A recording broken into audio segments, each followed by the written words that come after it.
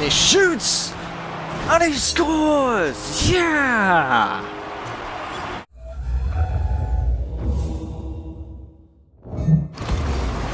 Yo, what is up guys, this is Tyrannic Swine here and welcome to my review of Rocket League. Now Rocket League is probably perhaps one of the best MMOs I have ever seen. This combines two kind of great things, cars and football. Now this is a concept that has been around before but was never perfected. Now comes Rocket League, a game that's perfected this combination. And I love this game. This game is non-stop fun. You cannot get tired of this game, I think.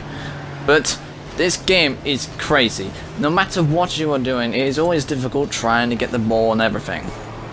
And the game is, well, as you know, massively multiplayer based. But it does have its own campaign type area called Season, where you can play against AI controlled cars and try and basically win a season, and that's pretty much it. And there is also an exhibition area, which is kind of like a training ground where it's the same thing as a season, except there's no stakes behind it. Like, you can just play for fun with AI players, control players, so you can get to works with the game itself. Both of these are very handy before going into multiplayer, so you get used to how the game works. Unlike me, I jumped straight into multiplayer and the results were devastating, I would say, nonetheless. But I did manage to score a few goals even without training, but I still suck at this game. But even though I suck at the game, it is still brilliantly fun. And it is probably one, and like I said, it is one of the best MMOs out there right now. To me, I would say. It works very well. As you can see here, you have a jump button, boost, and you can clamber up even walls. This game doesn't care for realism, and that's good, because realism here is not necessary. This game is all out crazy, and that's all you need. This game, so you basically have to control your car and everything. Try and make sure you score the ball into the opposite team's goal. Pretty much how football works. Now there is speed boosts scattered around the entire course of the arena.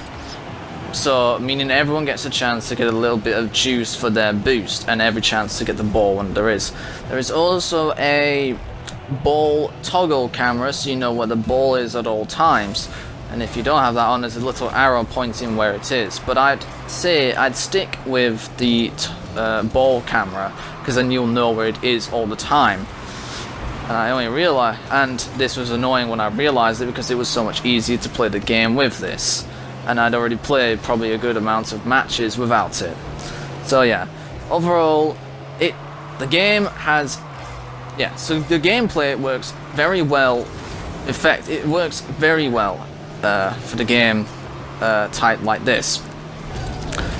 And also, there's one other thing. If you speed too fast, then if you hit another player, they get destroyed. Not entirely, they do respawn incredibly quickly, but you will end up getting destroyed if you hit another player. Plus that, not only that, you can clamber around the walls in case the ball goes up there, and you can get it as well. So yeah, this game is.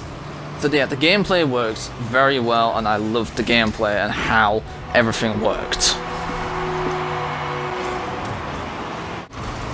Now, the game's multiplayer playlist area. Now I will say, this game does have a very few game modes, or game types, should I say. And that is a little bit disappointing, but to be fair, this game just released on the Xbox One, not the PS. It was originally on the PS4 and PC, obviously. So most likely there's other game modes on them already. But from what I've seen so far, there's very little game modes. There's like your 3v3, 4v4, 2v2, which is your standard game modes, and there's always that. I think there's a special one. I'm not sure if hockey is a primary game mode or if it's just like a side game mode that's only around for a certain amount of time before something else comes along. But other than that, it does have very few game modes, but nonetheless, it's still very fun to play this game. Because even though there's a shortage of game modes, it's not boring. It doesn't get boring quickly, unlike Battlefront and Evolve. It doesn't get boring very quickly. And this is also an indie game. This is made by a small development team, and they've done a very good. And this has been done very well for a small team like themselves. And I was impressed by this game and how well it has worked and how fun it is. The lack of game modes, there needs to be more game modes in the future for this game to continue its longevity. Otherwise, you might get bored sooner or later, especially once you've collected all these vehicles, skins, wheels, the flags, and the hats. Yep, that was the one thing I was missing. Yeah, once you've collected all those, it kind of gets to a point now where is there a point in playing the game. So the thing this game needs is more game modes in the future. But other than that, it is pretty much very well done. Other than that, it's fine. The game is fine, it works well, and it doesn't get boring quickly. That's a good thing. It doesn't get boring quickly. Now, this game does have a customizable area, like I said before. You can change your different vehicle type, different decal on that car, on that vehicle. Each vehicle has a different decal, so at least each vehicle has more customization to it. Even though they're the same decals, at least there's different options for each vehicle.